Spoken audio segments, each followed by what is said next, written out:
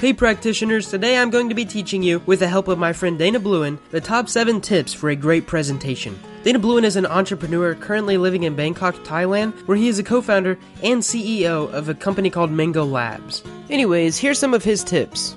We all have to give presentations at different points in our life. That might be for school or work or an organization that you are involved with. No matter where we give the presentation or to who, we want to make sure that it has the impact on the audience and that it's memorable. These are 7 tips that are going to ensure that you nail the presentation and leave a lasting impression on your audience. Number 1, know your audience. The first step in preparing for any presentation should be to get a better idea of who your audience is. Knowing your audience will allow you to understand the type of content they are going to be expecting with regards to depth and technical detail. You wouldn't want to give the same presentation to a group of high school students who are interested in entrepreneurship that you would to a room full of startup founders and CEOs, because their expectations and level of understanding will be on completely different levels. Dig up as much as you can about who your audience is, what industries they work in, and what positions they generally hold. This allows you to really tailor the content and delivery of the presentation in a way that will really make it stand out and be memorable. Too many times people give killer presentations at one venue to a group made up of their core audience and then bomb on the same presentation to a different group because they didn't make the changes they needed to better address the new audience. Just because you kill it in one audience doesn't mean the same exact content will replicate the reaction with all audiences.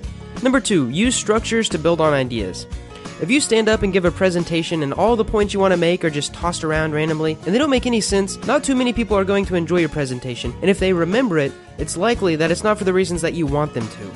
However, if you structure your presentation in a way that each idea, each section builds on the one before it, you help your audience connect with the content and create logical links between the concepts. This is a great way to make more complex ideas easier for the audience to understand and remember. Number 3, use visuals. Another great tool to cement those ideas in the mind of your audience is to use visuals like charts, graphs, and infographics to illustrate and communicate a concept. As many as 65% of people are considered to be visual learners. So if you don't take this approach in your presentation, you are going to ignore the vast majority of the population. Using an image, regardless of if it's a picture, graph, or chart, can be a much more potent conveyor of information and has a much more powerful impact on the audience. A single image can convey so much information. Just like the old saying that a picture is worth 1,000 words. It really is.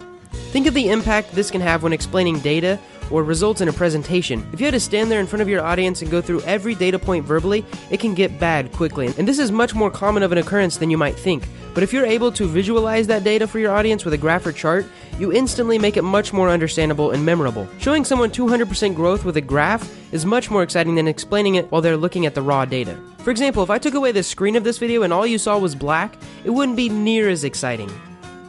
Number 4, repetition is your friend. Having a bit of structure in your presentation goes a long way in keeping the audience engaged because they can follow the information from step to step. But even more than just structuring the flow of the presentation, you also want to build in repetition. This encourages people to remember the key points of the presentation and helps it stick, which again makes it, and you, more memorable. A classic way to go about repetition is something Dana learned early on when he started his public speaking career. Another speaker at a big regional tech event came up to him after a talk and complimented Dana on his delivery and the depth of the material, but asked why he didn't use more repetition. Dana was a bit stumped because he never really thought about that before. The other speaker suggested that Dana start telling the audience what it is he wanted to tell them, just to give them a brief rundown of the key points. After that, move right into the body of the presentation and tell them exactly what was highlighted at the beginning, but obviously with more detail and extra elements that you add in to make the presentation stick. Then end the presentation by telling them what you just told them, reminding them of the key points and a brief summary for final repetition. Using this technique helps to reinforce the main points of the presentation at least 3 times, at the beginning, middle, and end. The key is to find a way to do this that it feels natural and not overly scholastic, and that takes practice, which we'll talk about later on. Tip number 5, have a story to tell. The difference between an average presentation that people zone out of and a great presentation that keeps them engaged is how you convey the information to the audience. A great way to convey the information or key points of your presentation is to use a story. By using a story, preferably an interesting one, you get your point across and you're creating a moment in the presentation that is memorable and easier for the audience to recall later. It's also hopefully going to be something that catches their attention, pulling them into what you were saying. One of the keys here, though, is that it has to be a story you can tell with commitment, and it has to be true. Always be honest with your audience, because if you're not, they will know, and you will have lost all credibility. Tip number 6, be relatable. Being relatable is actually one of the most important factors of your delivery.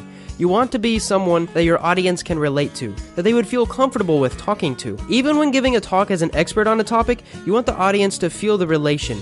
It helps them mentally engage with your content and remember you and your talk. Most people don't feel comfortable going up and talking to a stern authority figure, and no one wants to listen to someone with no confidence. So there's a fine balance you need to strike, and here's how. The most important thing you can do to come across as more relatable is to be authentic. Be yourself. Another great way to accomplish this is to work on coming across as relaxed, which can be difficult if you're not used to presenting, but this goes a long way to helping people see you as relatable. The final way you can be more relatable is to be enthusiastic about your presentation. Your enthusiasm will transfer to your audience, and now that you have enthusiasm in common, you will begin to see as more relatable. If you can get all three of these techniques mastered, you will be well on your way to making it to your audience relate to you.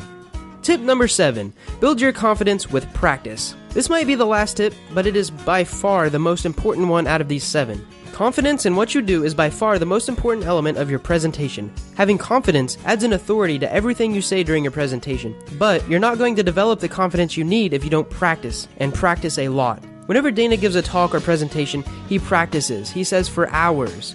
Dana wants to make sure he has the timing down, that he knows every slide so he doesn't have to read off them. He knows what the next slide is so he can smoothly transition between them so that he will sound natural and authentic, and can explain the concepts and tell the stories with confidence. And this all comes with practice. When you are practicing a presentation, it's not enough to sit in front of your computer and go through it. You have to practice it in front of other people. Invite some friends over and have them give some feedback on your presentation, and make improvements based on their feedback. No one gets it right the first time, but practice will get you towards perfect.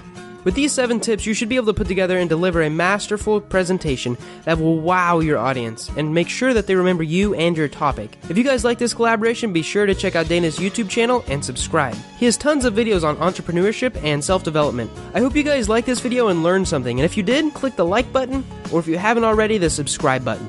Thanks so much, guys.